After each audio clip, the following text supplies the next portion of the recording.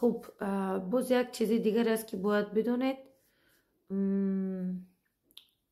از اونایی که باید گفته رفته شود و شما با این شناسایی کنید با مردمان ما، این است که خب مردمان ما با خویش و تبار و رفت و آمد و با رسم و آیین هایی که کدوم مرکه هایی با هم خویش تبار میکنند بسیار جدی نگاه میکنند و از ته دل هر کار را میکنند.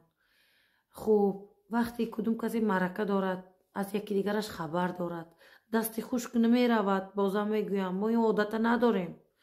برای ما این بسیار یک چیزی شرکلش چی می شود، یک وحشتناک معلوم می شود، نااحترامی بزرگش حساب می شود حقیقت بگم. خب در هر چیز رو در نظر می گیریم. مثلا با خویش تبار از ته دل هستیم. مثلا از ته دل گفتن وقتی ما رفت آمد داریم اونها هم دارن، یک چیزی خوشرویی زیبایی از بین ما. من این چیز در اروپا ندیدم. در اینجا مردم در اروپا از یکی دیگر میگریزن.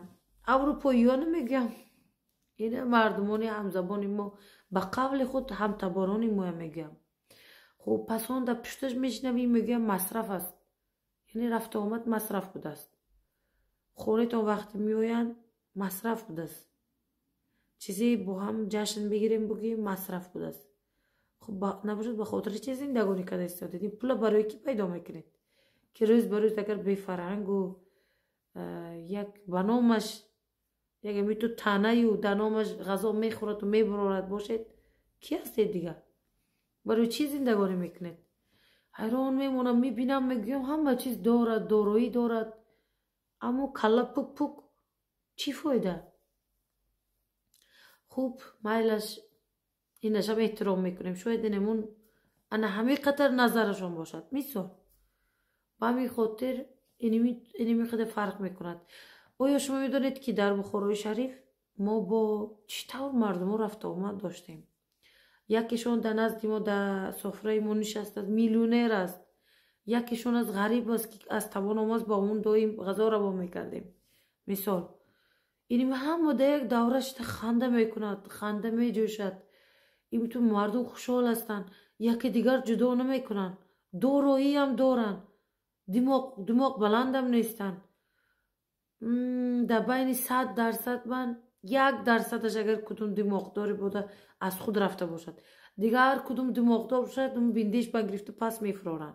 یعنی یک طور دنیای دیگر به زندگانی کردیم. فرقش به شما میگم که در اروپا ما چطور هستیم و ما بین دیگر همزبانان کی هستیم بشناسید. شناختنتون بهتر است. اگر که نشناسید شاید بگویید که ما پسند نمیکند، نمیپسندد. نه اینطور نیست، خدا نکند. اما باید فرقش بدونید که ما مردمای چطور هستیم. نگویید که این همزبان ما پسند نکرد یا چیزی. هیچ وقتی ما ناپسنده نمیکنیم. با گوناگون مردم بزرگ شدیم. اما خوب میشد که یک کم در آینه نگاه کنیم. اگر شاید کدوم اشتباهی باشد یا که عقب روی باشد باید خودمون استاد کنیم، باید پیش رفتن به نگاه کنیم. با این کارهایی که من در اروپا میبینم در بین همزبانان بسیار سخت است که ما در بین اونا اینتگریر کنیم. ما نمیتوانیم این کار کردن، نمیشود. به همین خاطر یک تا هم باشیم، یک تا بخوراگی در بین 100 تا همزبان هم باشد، همون طوری که بود اون دقیق نمیارد یک خودش. فهمیدید؟ اینطور